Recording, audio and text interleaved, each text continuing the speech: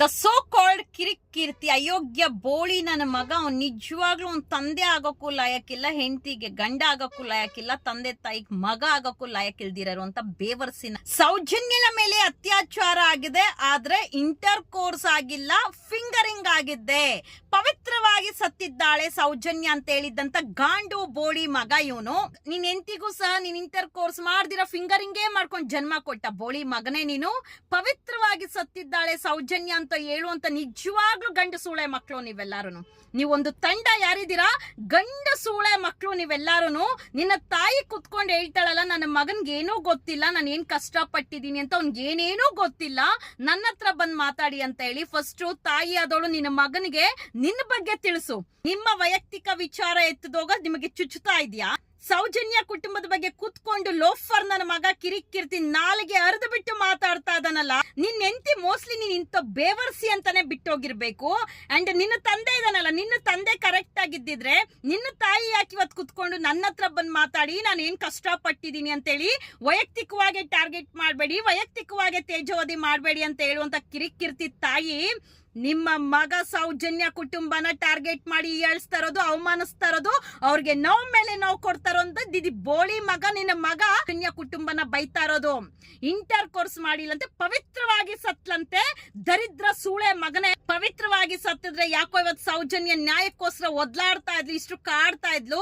ಓ ಸೌಜನ್ಯ ಶಕ್ತಿ, ಮಂಜುನಾಥ ಸ್ವಾಮಿ ಶಕ್ತಿ, ಸೌಜನ್ಯನು ದೇವತೆನೇ ಆಗ್ಬಿಟ್ಟಿದ್ದಾಳೆ ಅಂತ ಹೇಳುವಂತ ಬೊಗ್ಳು ಅಂತ ಕಿರಿಕಿರ್ತಿ. ನಿನ್ನ ಹೆಂಡತಿ ವಿಚಾರದಲ್ಲಿ ಡಿಪ್ರೆಷನ್ಗೆ ಹೋಗಿ ಸೂಸೈಡ್ ಮಾಡ್ಕೊಳ್ಳೋ ಲೆವೆಲ್ಗೆ ಹೋಗಿದ್ದಂತ ಬೋಳಿ ಮಗನೇ, ಸೌಜನ್ಯ ಶಕ್ತಿ, ಸೌಜನ್ಯ ಶಾಪ ನಿನ್ನ ಮೇಲೆ, ನಿನ್ನ ತಾಯಿ ಮೇಲೆ ಬಿತ್ತು ಅಂದ್ರೆ ಬೀದಿದಲ್ಲಿ ಬಿಕಾರಿಯಾಗಿ ಸಾಯೋಂಥದ್ದು ಖಂಡಿತ.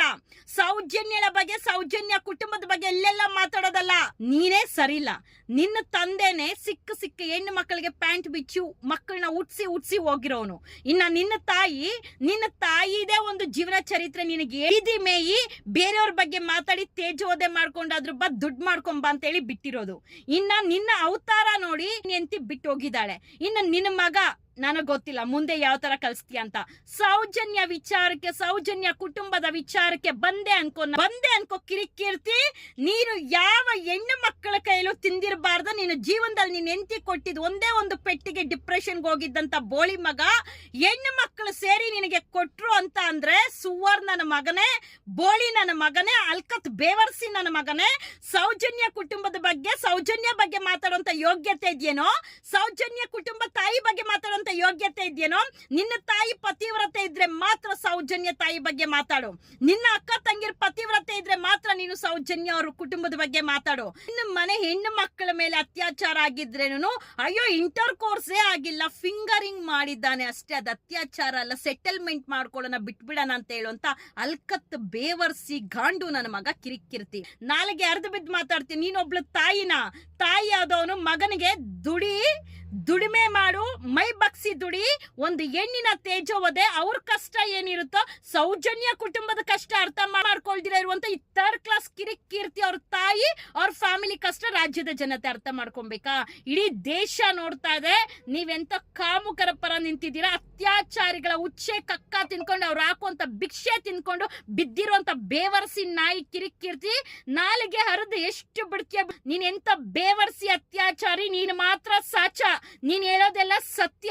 ನಿಂದೇ ಊರು ಬಾಗ್ಲಾಗಿದೆ. ಸೌಜನ್ಯ ಕುಟುಂಬದ ಬಗ್ಗೆ ಮಾತಾಡ್ತೀನೋ ಗಾಂಡು ನೀನು? ಸೌಜನ್ಯ ತಾಯಿ ಬಗ್ಗೆ ಮಾತಾಡ್ತೀನೋ?